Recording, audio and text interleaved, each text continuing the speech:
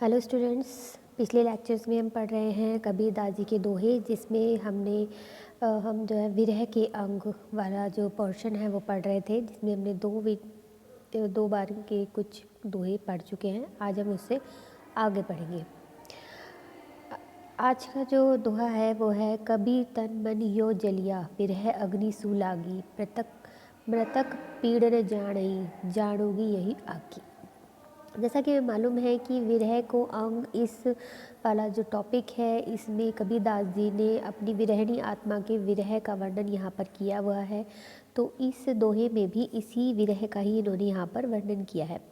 कवि ने यहाँ पर विरह अग्नि में जलती हुई विरहिणी आत्मा को पीड़ा का अनुभव नहीं होता, ऐसा इसमें बताया है।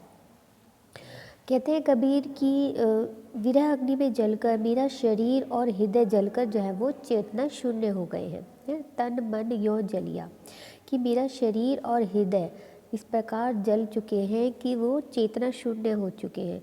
इतना उसे विरह अग्नि ने में उनकी तपन से, उसकी जलन से वो इतना ज़्यादा जल चुके हैं कि उनकी जो चेतना है अब उसे इस अग्नि का, इस आग का, इस तपन के जो अनुभव नहीं हो रहा है। विरह अग्नि सू लागी का मतलब है कि इस प्रकार से विरह अग्नि में जले हैं कि अब उस जलन का जो है एहसास ही समाप्त हो गया है। मृतक पीड़ न जानई, जानोगी यही आगी। कहते हैं कि जिस प्रकार जो मृतक है, जो मर चुके होते हैं, उन्हें पीड़ा का अनुभव नहीं होता, वो पीड़ा से सर्वथा मुक्त रहता है, उसी प्रकार से मेरी जो विरहिणी आत्मा है वो भी इस पीड़ा से मुक्त हो गई है। क्यों मुक्त हो गई है? क्योंकि उसके इतना ज़्यादा विरह का उसमें इतनी विरह उसने भोगा है कि अब उसका जो है, जो हृदय और शरीर है, वो इस विरह की, इस अग्नि का एक तरह से आदी सा हो गया है। उसे अब इस चीज़ से फ़र्क नहीं पड़ता है। कहते हैं कि यदि जलन की वेदना का कुछ अनुभव और ज्ञान होगा तो इस विरह अग्नि को ही होगा। तो जानोगी यहू आगी, जानोगी मतलब जानेगी, यहू यही, आगी मतलब अग्नि, कि अब मैं तो एक मृतक के समान हो गया हूँ, कि जिस प्रकार से मृतक को पीड़ा का एहसास नहीं होता, उसी प्रकार मेरी आत्मा को भी अब इस विरह रूपी जो आग है, अग्नि है, इसकी जलन और वेदना का अनुभव नहीं होता। इसलिए जो भी विरह की इस वेदना का जो भी अनुभव और ज्ञान होगा वो इस विरह अग्नि को ही होगा, मेरी आत्मा को इसका आभास नहीं होगा। तो यहाँ पर जो है, जब आत्मा को प्रभु मिलन की लगन लग जाती है तो वो दुख से दूर हो जाती है। एक तरीके से वो जो है अपने सारे दुख सुख जो है वो उसी परमात्मा को समर्पित कर चुकी होती है, उसे किसी चीज़ का जो है आभास नहीं होता, ऐसा यहाँ पर कबीरदास जी बता रहे हैं। इसके अलावा उन्होंने ये भी कहा है कि आत्मा जो है वो नश्वर है, यानी कि आत्मा का जो है वो परमात्मा में विलीन हो जाती है, आत्मा अनश्वर है। छंद दोहा है यहाँ पर, और रस जो है वो वियोग श्रृंगार है।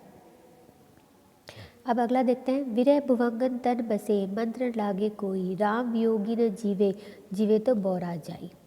अब यहाँ पर भी इन्होंने इसी प्रकार के विरह का ही वर्णन किया है और कह रहे हैं कि वियोग की पीड़ा को दूर करने का कोई उपाय नहीं है। अभी यहाँ पर वो ये कहना चाह रहे हैं कि भाई विरह जब परमात्मा से जब तक मिलन नहीं हो जाता तब तक विरह ही रहेगा, और इस विरह से छुटकारा पाने का कोई और उपाय नहीं है। क्या कहते हैं कि विरह रूपी सर्प, भुवंगन मतलब सर्प, कि विरह रूपी जो सर्प है वो शरीर में निवास कर रहा है। मतलब पहली लाइन में विरह भुवंगन तन बसे, कि विरह रूपी जो सर्प है वो तन में बस गया है, निवास कर रहा है, और इसे तन से निकालने का कोई मंत्र जो है वो उपयोगी सिद्ध नहीं हो रहा है।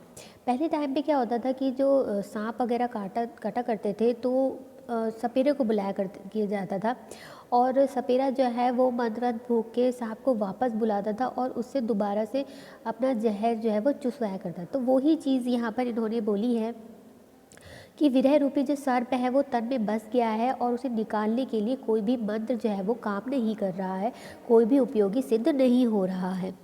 अब वो कह रहे हैं कि राम वियोगी न जीवे, जीवे तो बोरा जाए। तो कह रहे हैं कि राम अर्थात परमात्मा के विरह में तड़पते हुए प्राणी का जीवित रहना बहुत ही कठिन है, कि जो राम का, जो परमात्मा का विरह झेलता है वो जीवित नहीं रह सकता, उसके लिए जीवित रहना बहुत कठिन है। और यदि वह किसी प्रकार जीवित भी बच जाए तो पागल हो जाता है। जीवे तो बौरा होए, बौरा मतलब पागल हो जाए, कि अगर जीवित बच भी जाता है तो पागल हो जाता है। तो भाव क्या है यहाँ पर कि ब्रह्म के तेज से ही जीव की स्थिति होती है और ईश्वर से दूर होने पर सांसारिक मोह माया को जो जाल है उसे बांधकर कष्ट में डाल देता है। तो यहाँ पर उन्होंने विरह का ही वर्णन किया है।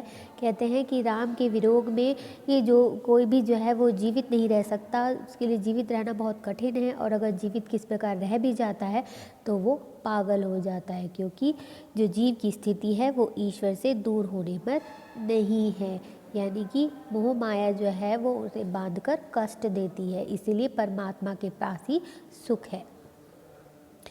अब यहाँ पे भी भाषा वही है हमारी, सदुकड़ी, रस हमारा वियोग श्रृंगार, और शैली जो है यहाँ पर प्रतीकात्मक है। नेक्स्ट देखते हैं, अंशड़ियाँ झाई पड़ी पंथ निहारी निहारी, जिबड़िया छाला पड़िया राम पुकारी पुकारी। अब इस वाले दोहे में कबीर ने विरह से व्याकुल जीवात्मा का वर्णन किया है। वो यहाँ पर अपनी जो जीवात्मा है उसके विरह का वर्णन कर रहे हैं और कह रहे हैं कि परमात्मा रूपी जो प्रियतम है उसका रास्ता देखते देखते मेरी जो आँखें हैं उसके आगे अंधेरा छाने लगा है ना। अंशड़ियाँ, अंशड़ियाँ मतलब होता है आँखें, आँखों, जब हम किसी एक ही तरफ लगातार देखते रहते हैं तो आँखों के आगे से धुंधला धुंधला से दिखाई देने लगता है, तो उसे ही कहते हैं झाई पड़ना। तो ये यहीं पे यही कह रहे हैं कि जो प्रियतम का रास्ता देख रही है आत्मा, जीवात्मा जो प्रियतम का रास्ता देख रही है, वो जो है इसका रास्ता देखते देखते, एक ही तरफ देखते देखते जो है उसकी आँखों के आगे जो है अंधेरा छाने लगा है, अर्थात उसकी दृष्टि जो है वो मंद पड़ने लगी है। और आगे कह रहे हैं कि जिबड़िया छाला पड़िया, कि जीव राम का नाम को पुकारते पुकारते मेरी जीभ में जो है वो छाले पड़ गए हैं।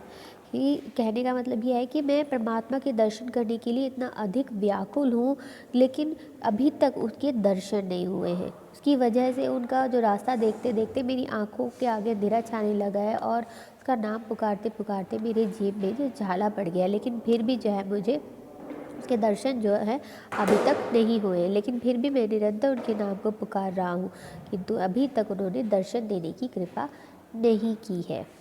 तो यहाँ पर परमात्मा के विरह में व्याकुल जीवात्मा का मार्मिक वर्णन किया गया है कि जो जीवात्मा है वो परमात्मा के विरह में किस प्रकार से व्याकुल है, किस प्रकार से उसका जो शरीर है वो नष्ट हो रहा है, लेकिन फिर भी वो जो है परमात्मा के दर्शन के लिए व्याकुल है।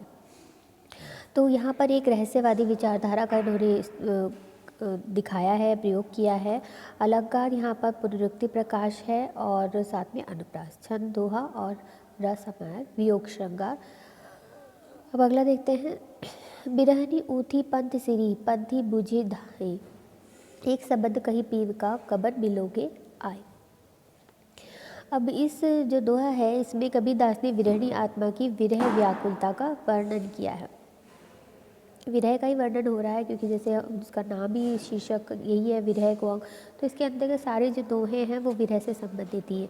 तो यहाँ पर भी विरह ही यहाँ पे ही दिखा रहे हैं, लेकिन ये विरह जो है वो सांसारिक विरह नहीं है, ये आत्मा का परमात्मा के प्रति विरह है, यानी कि उसका वियोग वो झेल रही है। यहाँ पे क्या कह रहे हैं कबीरदास की, आत्मा रूपी विरहणी मार्ग के किनारे खड़ी हुई है। विरहणी ऊथी पंथ सिरी, कि विरहनी आत्मा जो है वो मार्ग के किनारे खड़ी हुई है। जब भी उसे कोई राही दिखाई देता है, या पंथी बुझे धाई, कि जब भी कोई से राही दिखाई देता है तो वो उससे दौड़कर अपने प्रिय के विषय में पूछने लगती है।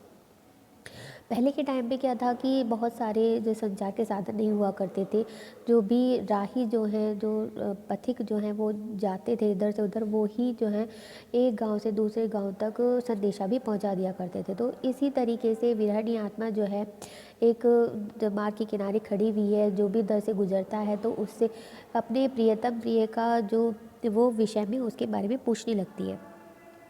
विरहिणी पति से केवल एक विनती करती है कि वह उसे उसके प्रिय के विषय में कुछ समाचार दे और बता दे कि उसके प्रिय अर्थात परमेश्वर उसे कब दर्शन देंगे। वे एक शब्द कही पीव का, कबर मिलोगे आए। कि पीव यानी कि प्रिय परमात्मा का कोई भी समाचार वो उससे मांगना चाहती है, कहती है कि कुछ भी समाचार दे और बता दे कि वो उससे कब मिलेंगे अर्थात उसे कब दर्शन देंगे और कब प्रभु से मिलके उसके विरह रूपी सांसारिक ताप जो है वो शांत होंगे। और इसके अंतर्गत रस भी हमारा वियोग श्रृंगार ही है, भाषा सुदुकड़ी, शैली भावात्मक है और शब्द शक्ति है यहाँ पर अभिधा और व्यंजना। तो ये था आज का टॉपिक, अगले लेक्चर में हम इससे आगे करेंगे। Thank you.